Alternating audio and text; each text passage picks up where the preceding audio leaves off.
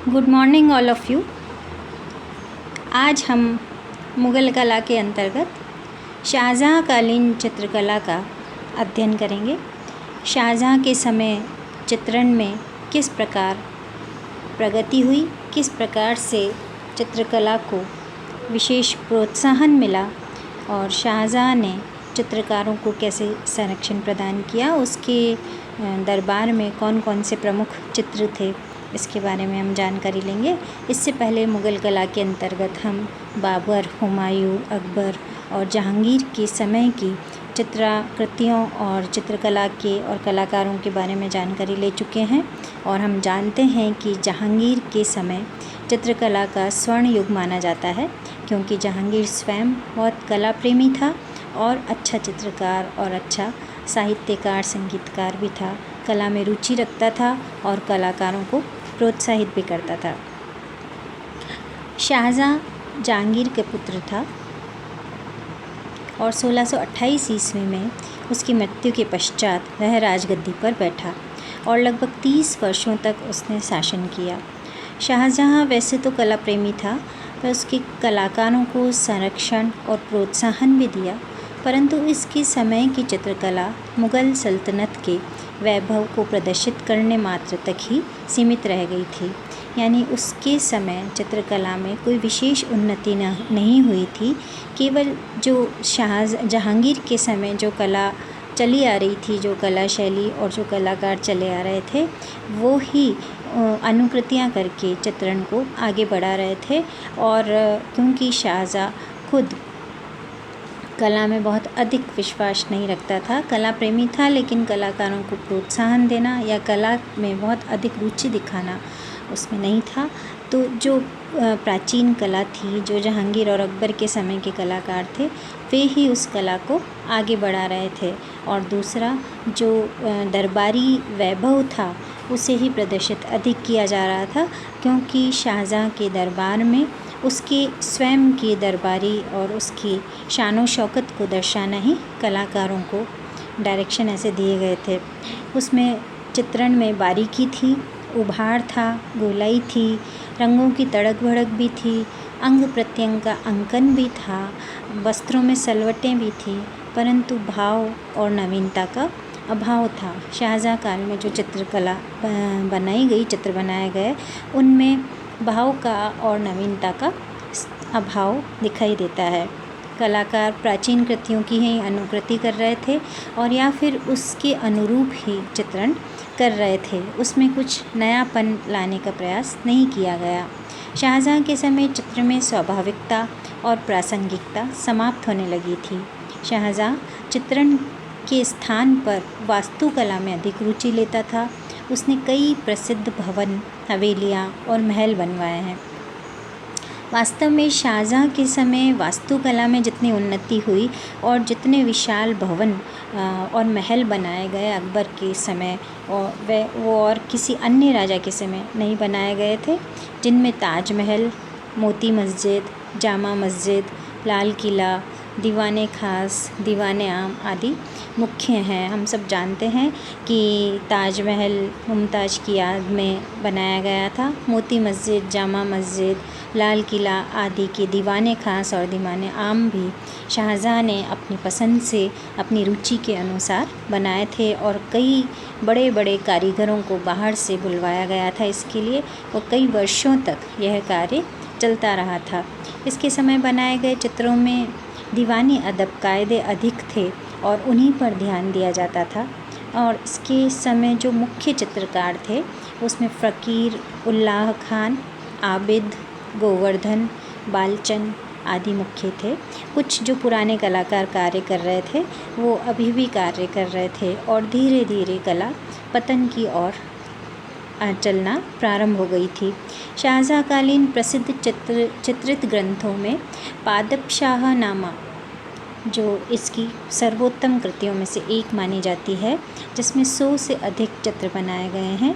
ये एक पूरा ग्रंथ है, चित्रावली है, जिसमें कि शाहजहाँ और उसके दरबार से संबंधित कथाओं को अंकित किया गया है, जिसमें 100 से अधिक चित्र बने हुए हैं।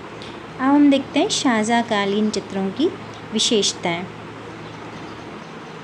शाहजहाँ के समय चित्र तकनीकी दृष्टि से उत्तम थे, यानी इसमें अधिक बारीकी थी, स्पष्टता थी, सजावटीपन था।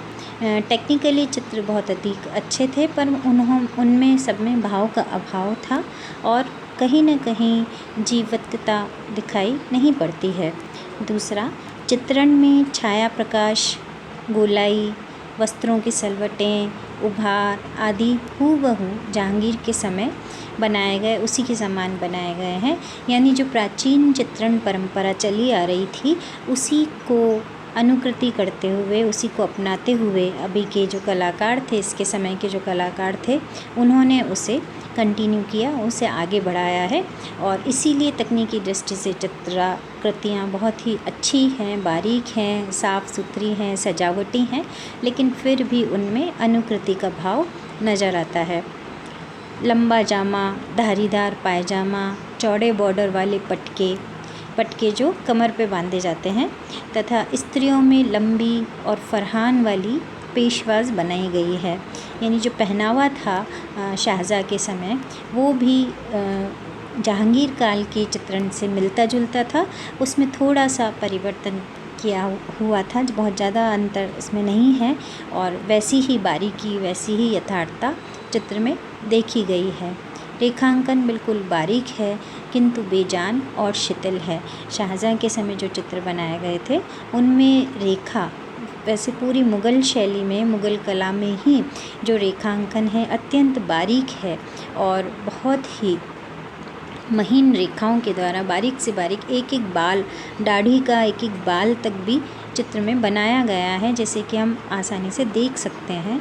लेकिन शाहजहाँ के समय क्योंकि चित्रकला में नवीनता नहीं थी और धीरे धीरे वह अवसान की ओर जाने लगी थी, इसलिए रेखांकन में बारीकी तो थी, परंतु वह बेजान और शिथिल होने लगी थी। हाशिए चौड़े हैं, जिसमें देवदूत, पंखदार आकृतियाँ और साज सज्जा अधिक बनाई गई है। देखिए, मुग़ल शैली में जब से अकबर काल आरंभ हुआ या हुमायूं के समय से ही हाशिए बनाने की परंपरा रही, और हाशियों में बेल बूटे, फूल पत्ती और पशु पक्षियों को बनाया गया है। लेकिन शाहजहाँ के समय में देवदूत बनाए गए हैं, उड़ती हुई आकृतियाँ जिसमें पंख लगे हुए हैं, और साज सज्जा पर बहुत अधिक ध्यान दिया गया है। हाशियों को अलंकृत बहुत अधिक किया गया है, उसमें बारीकी भी है, लेकिन जो देवदूत बनाना और पंखदार आकृतियाँ, उड़ती हुई आकृतियाँ बनाना, यह कहीं न कहीं अजंता से संबंधित रखती है, और ईरानी शैली में भी इसका प्रभाव था, जो कि मुग़ल कला में धीरे धीरे समाप्त होने लगा था, लेकिन फिर भी कहीं न कहीं देवदूत और पंखदार आकृतियाँ उससे समानता रखती हैं। अगला जो इसकी विशेषता है, चमकदार रंग, स्वर्ण और रजत का बहुत अधिक प्रयोग किया गया है। शाहजहाँ और जहांगीर के समय लगभग जितने भी मिनिएचर्स बने हैं, जितने भी लघु चित्र बने हैं या भित्ति चित्र बने हैं, उन सभी में स्वर्ण और रजत, सोने और चांदी की वर्क का प्रयोग किया जाता था, और उसके साथ साथ मिश्रित छाया प्रकाश का भी प्रयोग किया जाता था। यानी कहीं पर उभार देने के लिए छाया का और कहीं पर प्रकाश का प्रयोग देकर के चित्र को उभार प्रदान किया जाता था या हल्का सा कोणात्मक बनाया जाता था। इसके अतिरिक्त दरबारी दृश्य, अदब कायदे और भावहीन चेहरे इसकी मुख्य विशेषता है, जहाँ पर केवल दरबार से संबंधित चित्रों को, अदब कायदों को और विषयों को ही चित्र के रूप में बनाया है, और शबीह बहुत अधिक बनाए गए हैं। शाहजहाँ को स्वयं को अपने शबीह बनाने का बहुत अधिक शौक़ था, तो वो स्वयं भी शबीह बनाते थे, और उसके दरबार के जो अन्य दृश्य थे वह भी चित्रित किए जाते थे। और इसी समय पर सपाट स्याह कलम रेखा चित्रों का प्रयोग भी आरंभ हुआ था, यानी लाइन ड्राइंग्स जो कि ब्लैक कलर से बनाई जाती थी, काले रंग से केवल रेखा चित्र बनाना इसके समय, शाहजहाँ के समय प्रारंभ हुआ था। हालांकि प्रत्येक कलाकार जब भी चित्र बनाता है तो सबसे पहले पेंसिल से उसकी आउटलाइंस, उसकी बाह्य रेखा ही बनाता है और फिर उसमें अंदर डिटेल्स बना करके और रंगों को बढ़ता है। ये मुग़ल शैली की प्रोसेस रहा है तकनीकी दृष्टि से। लेकिन जो शाहजहाँ के समय केवल रेखा चित्रों को बनाकर उसकी डिटेल्स भी बनाई गई है और कहीं कहीं बहुत अच्छे रेखा चित्र भी बनाए गए हैं, जैसे कि स्याह कलम के रूप में जाना जाता है। तो इस प्रकार मुग़ल कला जब अकबर और जहांगीर के समय अपने पूर्ण चरमोत्कर्ष पर थी और शाहजहाँ के समय और शाहजहाँ के पश्चात औरंगज़ेब के समय तक अपने पतन की ओर बढ़ गई थी और औरंगज़ेब के आते आते कला ने लगभग समाप्त होने के कगार पे थी। कलाकार वहाँ से जाने लग गए थे, चले गए थे और औरंगज़ेब की नीतियों के कारण यह कला समाप्त हो गई।